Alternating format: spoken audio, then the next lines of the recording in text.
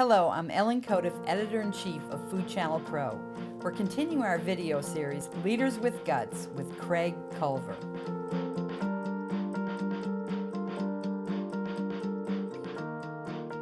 Craig, what is Culver's doing to prepare for the impending healthcare legislation and also the menu labeling that goes along with that? Well, the healthcare changes, we're trying to learn as much about it like everybody else as we can. We're not sure how it's going to affect us. I am not sure how it's going to affect our Culver's restaurant. It may help our individual franchisees. It may. I'm not sure of that yet. So there's just a lot to learn from that yet. Yet, I know it's got to be paid for. And so that's certainly going to affect a number of us in the tax world. That's certainly a little scary. As far as menu labeling, we've been working in that area actually for some time, for several years, and we've taken our menus, we've put the stuff, the information up there, and we see. You were talking about how big a menu we have. Well, guess what it looks like when you attach all the calories and grams of this and that on that menu, and it does look a little scary. But in that area, we've been there for some time. On our website, we've got a full nutritional statement on every single one of our products. You can go into our calculator on our website and build any item you want. You can take the mayonnaise off the Bacon Butter Burger Deluxe, you can take the bacon off or the cheese off, and it'll figure everything out for you. So it'll do your nutritional statement for you, customizing the way you want it. And of course, we have nutritional statements in the restaurants as well. Previously you mentioned that you bought a second home in Scottsdale. Now, Arizona is on the forefront of the immigration reform battle right now. Where do you stand on that?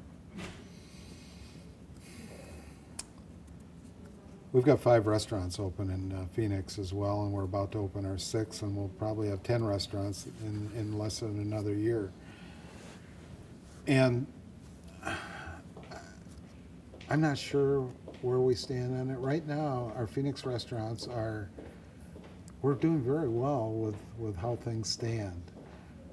I fear, however, for like the city of Chicago and Minneapolis and some other places where our kitchens many of our kitchens there are almost 100% Hispanic kitchens. And I don't know if they're legal or not legal. We assume they're all legal. So I don't know how that would affect us in some of those locations. Actually, in Arizona, it has not harmed us. It has not. So I'm not quite sure how to answer that question. I certainly feel for those people, though, forcing them, to go back to some place and leaving families back in Phoenix, and they have to go back to wherever. I feel for those families, yet there's laws to abide by as well. So it's really one of these, and which bandwagon do you jump on? I'm not on either bandwagon 100%. What would you like the public to understand about the restaurant industry that you think maybe they just don't get? I never wanted to stay in the restaurant industry. As a younger person, I watched my parents work so darn hard in the industry. And I said, I don't want to be one of them. I don't want to be mom and dad. Guess what? I've never left the industry. The one thing they do have to understand is it is hard work. There are a lot of hours. It is a heck of a commitment. It's a way of life.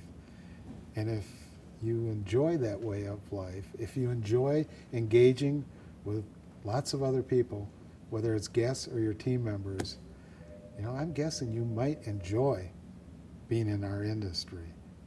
But like I said, yeah, it's hard work. It takes a heck of a commitment. And if you're somebody that you just think you can show up once in a while, well, no business will work for that person as far as running a business. As far as a guest, I'd like them to be, a little more understanding sometimes when things get a little hectic, around the restaurant and stuff, to understand that a little bit more. But we as well, we got to make sure things run smooth in our restaurants so we don't have those moments of craziness, so to speak. What keeps you up at night when you think about possible pending legislation or worries of the onslaught of things that can hit the restaurant industry? Well, somebody getting hurt in one of our restaurants in some way. That's foodborne illness. I think anybody in my position would probably answer that question that way. But really, somebody getting hurt, that shouldn't happen. And you know, we got a great track record. We do. Security is very, very important to us, and those things they keep me up. Yeah. Anything that you do to be proactive in terms of fighting off possible legislation, lobbying, or anything like that?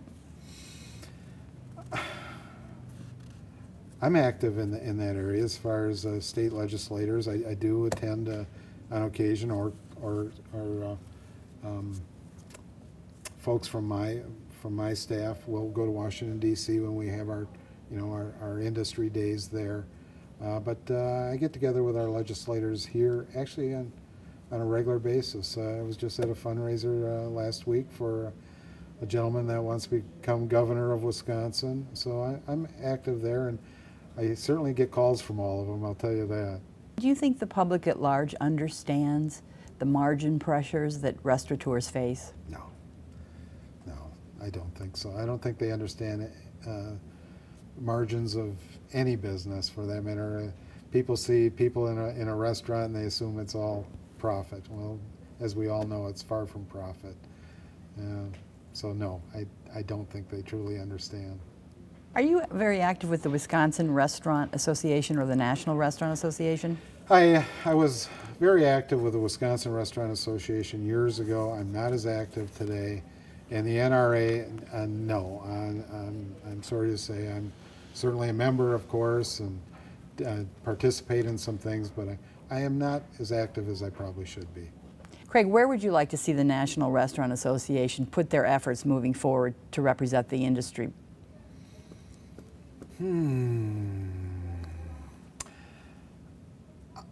I like what they're doing. I mean, I do. I think they've got a good leader in place, and they've got a lot of talented people. I like the direction that they're headed.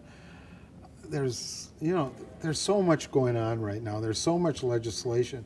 It's almost hard to pinpoint anything of what they should be attacking or not attacking. And I think, as I see it anyway, I think they're doing a pretty good job of looking at everything that is going on and getting some things done. I do. Well, I'm sure Dawn Sweeney, the CEO of the National Restaurant Association, will be thrilled to hear that. Yeah, and I hope to meet her someday. I've yet to meet her. I think she's a capable person, I do. We've been talking with Craig Culver of Culver's, home of the Butterburger and frozen custard. Check out the next part of the series as we explore what it takes to be a leader with guts. For Food Channel Pro, I'm Ellen Codiff.